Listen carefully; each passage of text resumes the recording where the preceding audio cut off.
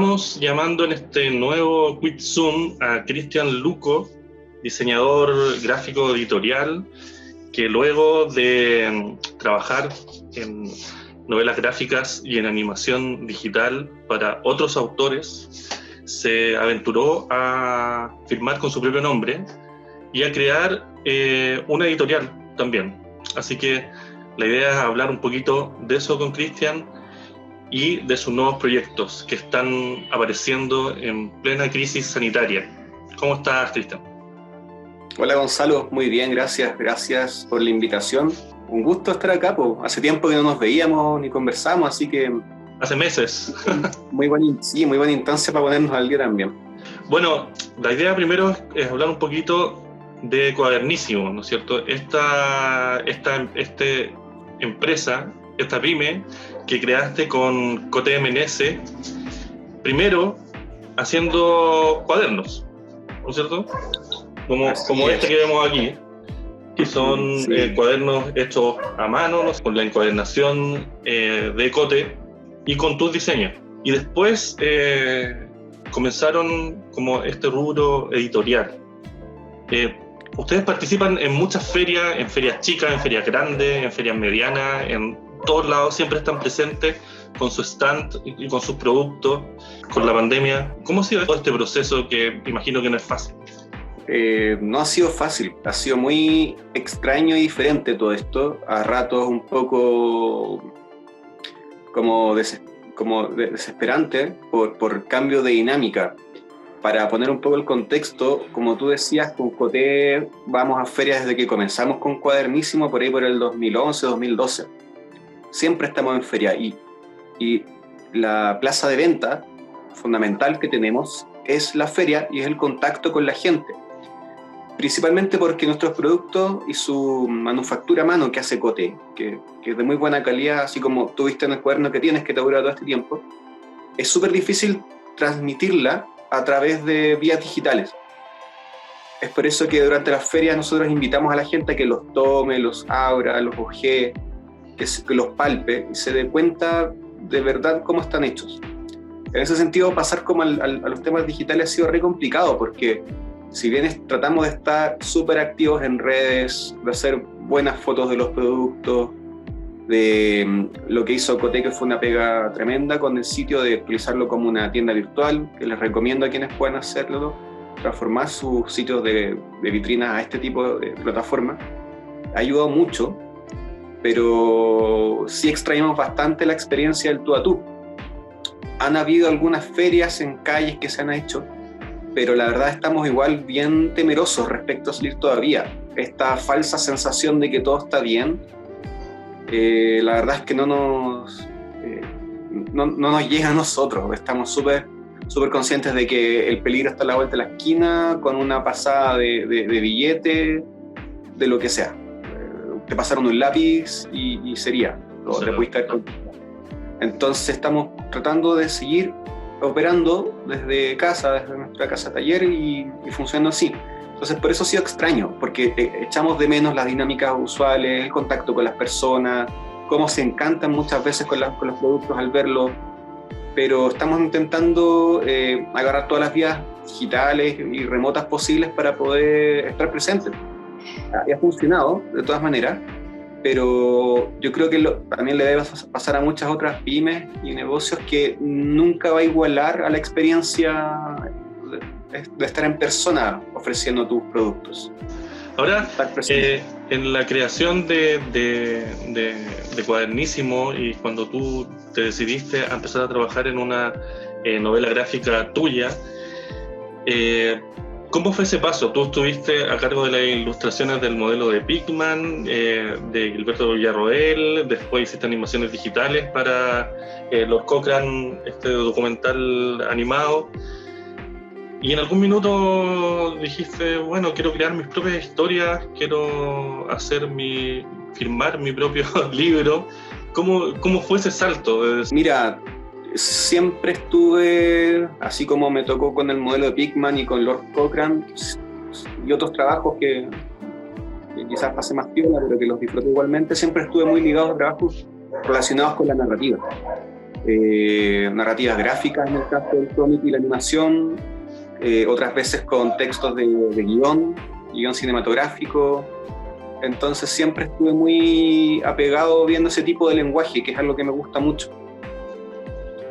Y fue tanto el tiempo que estuve haciendo ese tipo de trabajos con otras personas o para otras personas, que estaba con esta gana como de autodeuda, de querer hacer algo para mí, por mí, ¿cachai? Y con toda la libertad creativa y las decisiones que englobaran el futuro proyecto.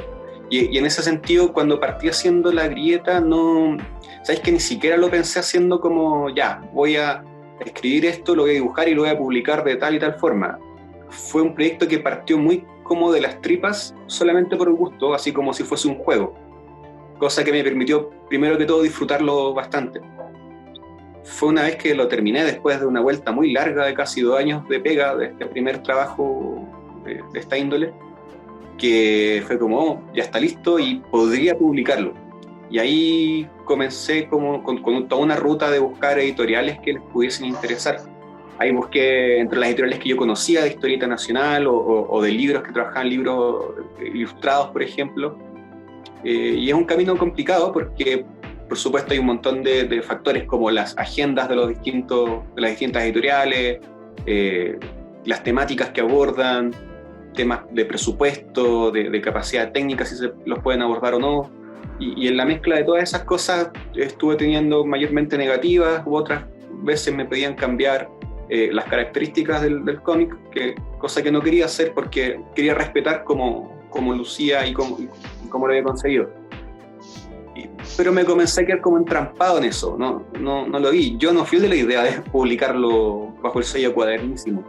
Coté, que me vio en este camino, fue la que me dijo, oye, podríamos hacerlo nosotros mismos.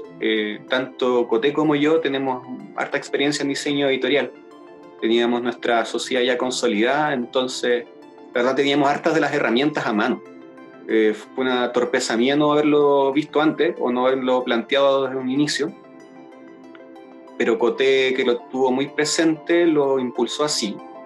Y ahí ya nos embarcamos como en una aventura diferente, que fue ya ver cómo podíamos autopublicar esto y lanzarnos, y así expandir lo que hasta ese entonces era Cuadernísimo, para sumarle ya la beta editorial.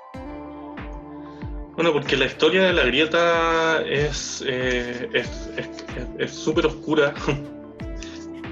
Tiene toques de realismo en toda esta fantasía, en este thriller policíaco, ¿no es cierto?, que ocurre en una ciudad ficticia, pero que quizás la podemos relacionar con cosas que podemos ver en el día a día. Y como para hacer un resumen así como bien pequeño para quienes no conocen La Grieta, en esta ciudad ficticia de la montaña están apareciendo muertos asesinos, criminales súper peligrosos, pero están siendo asesinados de forma brutal, ¿no es cierto? ¿De dónde nació esta idea de castigar al malo, si se quiere, pero también de definir un poco la sociedad en la que vivimos? ¿Cómo fue eso? De decir, quiero que esta historia se lea un poquito entre líneas, que no sea solo lo que no me den todo masticado. Mira, se me van ocurriendo por distintos lados.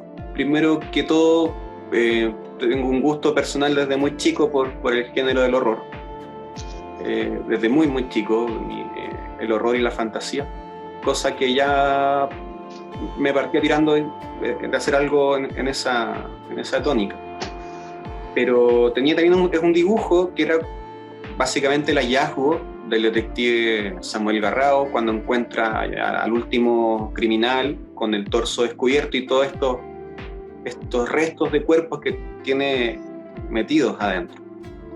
Y para mí fue como un poco el ejercicio de esto ya es extraño, porque estos criminales no es que solamente aparecen muertos, sino que aparecen con rastros, con otros criminales adentro,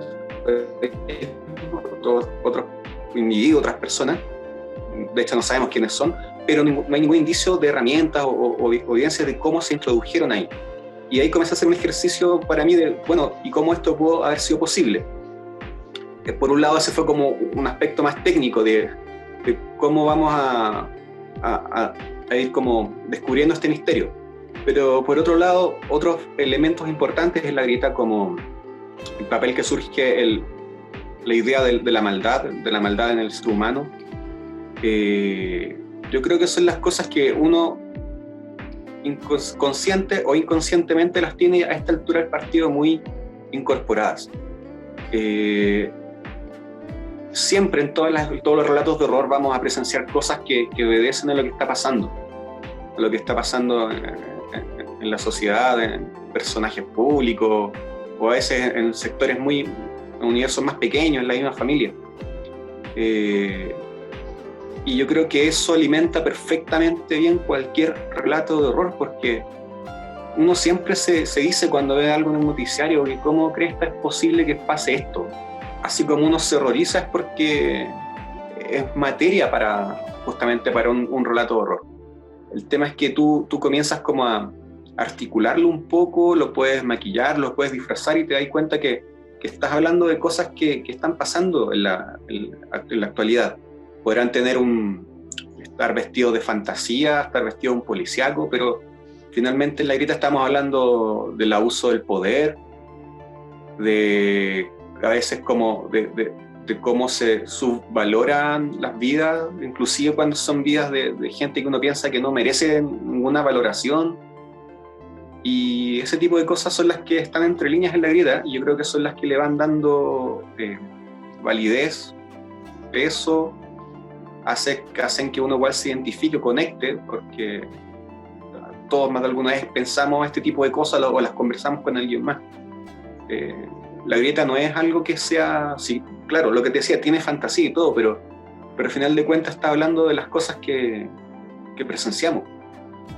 En algunas entrevistas tuyas has dicho que una de tus influencias es Ben Temple-Smith de 30 días de noche, que es esta serie de novelas gráficas que después llegó al cine con una película de David Slade, y que la película es como un reflejo bien importante de lo que fue la novela gráfica, ¿no es cierto? Dices que una de esas, que él es uno de tus influencias, pero también se ve una gran influencia en el cine, ¿no es cierto? Tu novela es súper cinematográfica, uno se la imagina inmediatamente con una adaptación en la pantalla grande, ¿no? ¿Hay por ahí influencias potentes, grandes, que te han marcado en el cine para llevar a cabo este trabajo? Sí, mira, a ver, bueno, el cine, como a muchos, es algo que me gusta bastante también, y agradezco harto cuando uno ve películas donde tú ves una fotografía que te capture, que te haga sentir cosas y te ayude a ir digiriendo la película y meterte en ella también. Me pasó que la última película de terror que vi que me hizo sentido, como de las nuevas, estoy hablando de las películas más nuevas, no de los clásicos, fue cuando vi, hace ya un tiempo en todo caso, Insidious, del director James Wan. Bueno, me pasó también que cuando la vi como que enganché mucho, porque hace poco tiempo había hablado con mi madre, estábamos conversando así como de sobremesa sobre el tema de doblarse, de los cuerpos sutiles y cómo se pueden transitar y pasar al lado de otros seres no muy deseables. Entonces cuando la vi, ya la vi como con una base bien fresca de lo que habla la película. Eso por un lado, pero por otro también tenía una cosa como de la soledad, de estar como indefenso en estos vacíos y de justamente los seres malvados que te rodean, tan fuerte que me potenció mucho más todo lo que me estaban contando de cómo me lo estaban presentando. Usualmente también comenzaba a hacerme muy similar a lo que hacía Temple-Smith en 30 días de noche, porque en ambos casos sentía que generaban más estas sensaciones que tanto detalle gráfico. Ahora, ahí en la otra parte como cinematográfica que se ve en las páginas, está esta profundidad de campo que se logra en las páginas, que se ve como estos efectos de cámara, pero en las viñetas. Eso fue súper pensado, fue un experimento que hiciste y que se logró. ¿Cómo llegaron a eso? Porque es súper impresionante cómo logran ese efecto en algunas viñetas de la grieta. Bueno, fue un experimento de todas maneras. Creo que lo logramos con éxito. Tenía algunas referencias de cómo se veían dibujos de esa manera. Y en este caso en particular creo que funcionaba porque justamente para dar más esa sensación cinematográfica que me gusta bastante. De hecho, lo suma que gran parte de las viñetas son apaisadas y largas, como si fuese una pantalla. No son tantas las viñetas como cuadritos, no tengo tantas viñetas verticales. Claro. Entonces quería mantener como un lenguaje sencillo, entre comillas sencillo, de cómo se va leyendo las viñetas. Y nada, pues fui experimentando un poquito los dibujos, estos desenfoques, para justamente ir centrando la atención en ciertos elementos, dejando de lado otros. Y estéticamente me gustó mucho. Y creo que también ayudó a esta sensación como tú dices, del lenguaje cinematográfico. Fue un experimento feliz al final. Logrado. Sí. Ahora, claro, cierra esta historia porque uno puede comprar la grieta y quedar conforme con lo que leyó y decir, ya, listo, ya me olvido. Pero te decidiste hacer una segunda parte con otro protagonista, quizá otra historia, ¿no es cierto? Pero sucedió algo más impresionante aún que con la primera parte, que en octubre tú tenías esta novela lista, donde están los temas como la justicia, que se la toman en sus propias manos los ciudadanos, por así decirlo, las familias poderosas, la policía corrupta, etcétera. Y fue publicada, o sea, hiciste el lanzamiento en noviembre del 2019, en octubre ya la tenías lista, y todos estos temas que digo como que se linkeaban súper fácilmente con lo que estábamos viviendo en ese minuto, que era el estallido social. Mira, haciendo como un pequeño salto hacia atrás de esta conversación, es lo que te decía, nada de lo que está acá en el terror de estos textos, de este cómic, nada de esto es novedad, en el fondo. Son las cosas que venimos viviendo de hace mucho tiempo.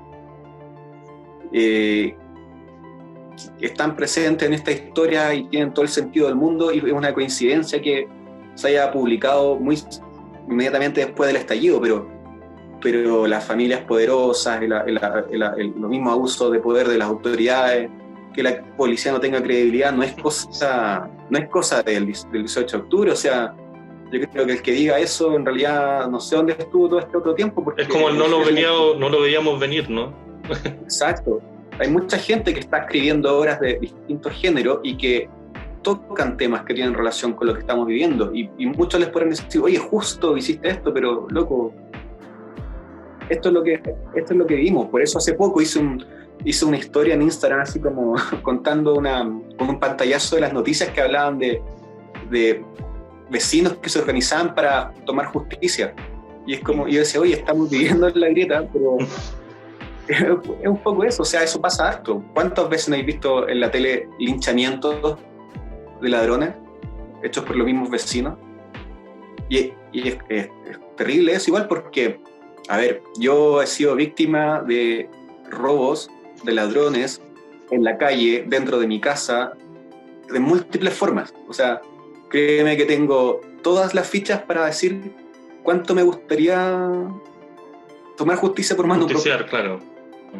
Siento que es un dilema brígido, porque por supuesto que puedo comprender a alguien que tenga ese sentimiento de rabia, de venganza, pero si estamos tratando de vivir en una sociedad, creo que no es si debemos o no, y de hecho lo pongo en el texto de la grieta. Creo que el peor dilema es si es que acaso merecemos tener que pasar por esto. Es una mierda, porque de verdad yo creo que todos lo vamos a haber sentido alguna vez. Sin embargo, no creo que lo queramos.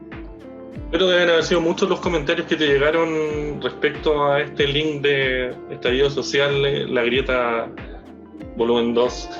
No. Curiosamente no tanto, pero no sé si no se habrá entendido. Pero es algo que luego he conversado de repente más como de uno a uno, como en este caso. Y bueno, volviendo un poco a lo del lanzamiento, la verdad es que teníamos mucho pudor, inclusive de mostrar cómo estaba quedando esto. Claro. La impresión de este trabajo se hizo en plenos toques de queda. O sea, Coté se pegaba los tickets a la imprenta, yo me iba a buscarla rapidito y nos devolvíamos así lo más rápido que podíamos, conejeando por las calles, porque ya estaba la crema por todos lados y fue medio complicado hacer eso, pero ya teníamos este trabajo que lo habíamos dedicado bastante tiempo y al final son trabajos que, como lo digo, es trabajo. No teníamos tiempo invertido, recursos, no queríamos dejarlo tirado. Y al final dijimos, ¿sabes qué? No tenemos por qué guardarlo, es un tema delicado y todo, pero ¿sabes qué? Justamente hablar de este tipo de cosas es importante. Que uno lo puede conversar de manera directa, en una conversación con familia, con gente, con amigos, pero también creo que es válido cuando se publican obras artísticas y que no necesariamente hablen de lo que está pasando, y en el caso de La Grieta lo trae entre líneas, y también es válido, no es como festinar con la, entre comillas, desgracia, que era lo que yo me pasaba un poco al comienzo, decía, puta, ojalá que la gente no se sienta por esto, más que piensen que oportunista, es como pensar que toque fibras sensibles y alguien se sienta mal. Claro. Pero después me di cuenta que no, que en realidad era más como casi que un deber moral, de si yo estaba haciendo esto que tenía que salir, así como mucha gente comenzó a hacerlo también. Pudieron haber otras obras que quizás salieron efectivamente así como que se escribieron específicamente respecto al estallido. La Grieta no fue planeada así, tenía un desarrollo de mucho tiempo atrás, pero son las cosas que venían pasando nomás. Es como tú decías, lo que quienes decían que no lo vieron venir, ahí está. Ahora, después de estas dos novelas, o sea, entre estas dos novelas, entre La Grieta 1 y La Grieta 2, editaron el Salchicómic, que es algo mucho más luminoso, ¿no es cierto? Más cotidiano, si se quiere, no sé, hay fantasía también, pero ¿por qué fue? Ahí está, no lo tengo acá, pero ahí está el Salchicómic. ¿Por qué hacer este cambio tan radical? ¿Fue una especie de limpieza entre estas dos obras tan oscuras que necesitaba hacer otro tipo, otros colores, otra historia? Miren, para los que me conocen, yo no iba a decir no ando de negro todo el día, porque sí me he visto de negro. pero uno no es un ser así unidimensional, yo no vivo el terror a cada rato. O sea, uno ya tiene suficiente terror con muchas cosas que ocurren y que les ocurre a uno personalmente. Disfruto de las narraciones de terror, pero también me gustan otras cosas. Me gusta el humor, me gusta la fantasía, me gusta ver y leer otro tipo de cosas, me gusta escuchar otro tipo de cosas. Puedo estar escuchando Anatema por un lado y puedo estar escuchando ABBA en otro momento y los disfruto igualmente. Y Salchicómic era un trabajo que también estaba como un poco pendiente, porque, a ver, con Coté tenemos un perrito que es Samuel, nuestro perrito salchicha, y que por supuesto muy regalón y tenemos una dinámica súper compenetrada y interactuamos mucho todo el día los tres.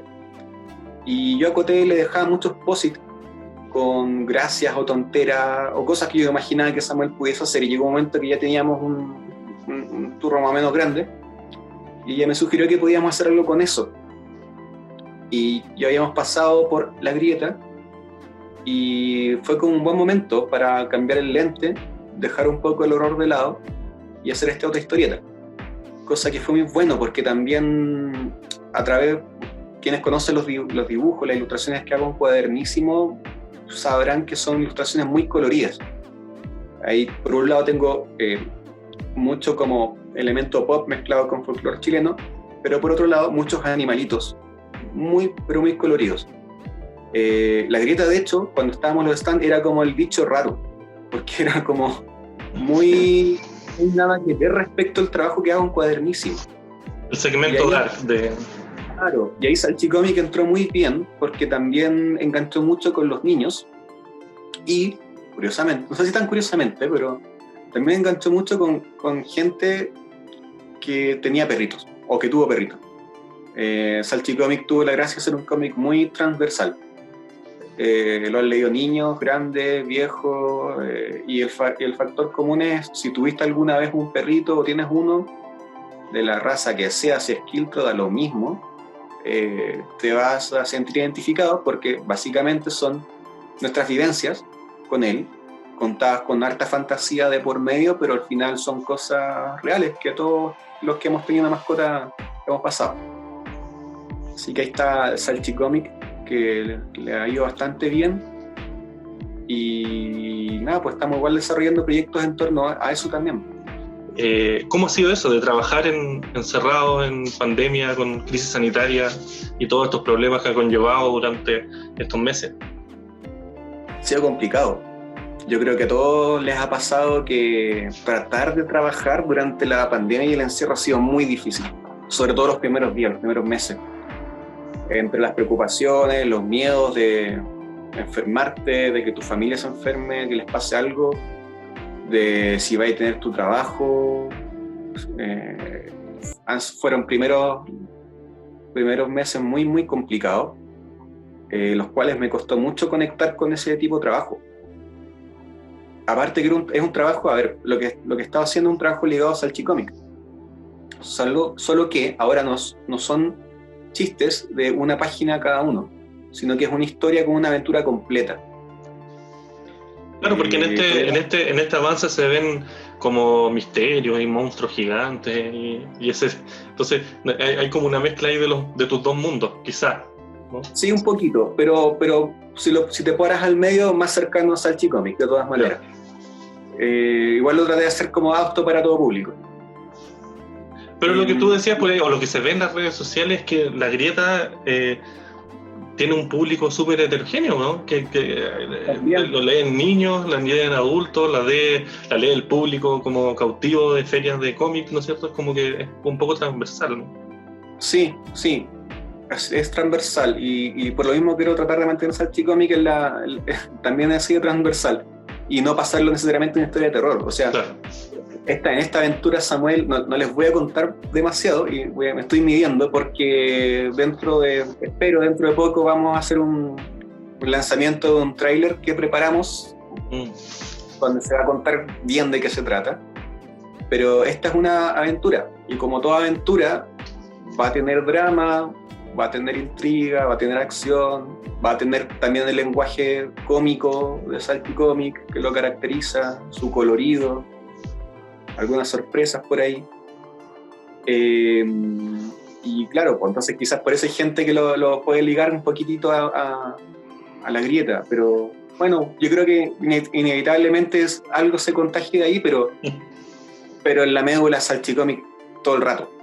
Ahora, cuando publicaste La Grieta 1 no pensabas en hacer una segunda parte. Después no. Lanzaste la segunda parte y mucha gente te estaba pidiendo la tercera. Sí. Eso por ahí te escuché decir que querías hacer un cierre a La Grieta, hacer un volumen 3 y cerrar la historia y dar vuelta a la página y empezar a hacer otras cosas. ¿Eso es real? ¿Se podría esperar una Grieta 3 próximamente? Sí, quiero hacer un tercero y final. Porque, a ver, de hecho, La Grieta iba a ser solamente una, no tenía planificado que existiera la 2. La gracia de la historia del primer cómic de La Grieta es que cumple la promesa de contarte quién, cómo y por qué hizo estos crímenes. El asunto es que el desarrollo de los protagonistas va avanzando, y eso deja una pequeña puerta abierta que te sugiere que puede haber algo más allá. Y en esta oportunidad sí dejé el volumen 2 de La Grieta con el pase, para meter el pase gol, para hacer el volumen 3. Y que quiero que sea un final. Ese es un trabajo que lo tengo pendiente, quería pasar por Salchicomic. Así como tú decías, sí me sirve un poco para ir como desintoxicando o alivianando un poco la carga. La Grieta, Salchicomic, La Grieta, Salchicomic. Sí, o sea, no quedarme tan inserto en un tipo de lenguaje, un tipo de obra. Salchicomic me ayuda mucho a liberar bastante tensión de eso. Igual es medio denso trabajar en La Grieta. Sí, me imagino. Pero claro, estamos entrando en imprenta ahora con el siguiente cómic. Tenemos que lanzarlo, queremos hacer un lanzamiento que en octubre, esperamos contarles detalles pronto. algunos lanzamientos online, por supuesto, pero ya les contaremos de eso. Y ya meterme después a trabajar en el guión de La Grieta Volumen 3, y que mi idea ahí es ya cerrar la historia de La Grieta. A mí no me gusta mucho la idea de hacer números infinitos y alargarla más de lo debido, quizás pierda consistencia. Yo por lo menos tengo claro cómo va a terminar todo, y eso es algo que quiero dejarlo bien escrito para cumplirles bien. Bueno, entonces octubre es la fecha en que se lanzará este nuevo proyecto. Sí, gracias por la invitación de nuevo.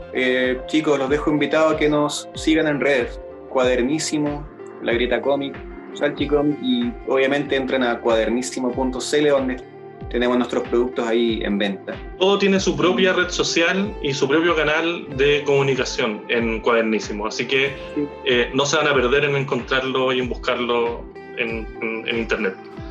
Muchas gracias, Cristian, y nos vemos próximamente.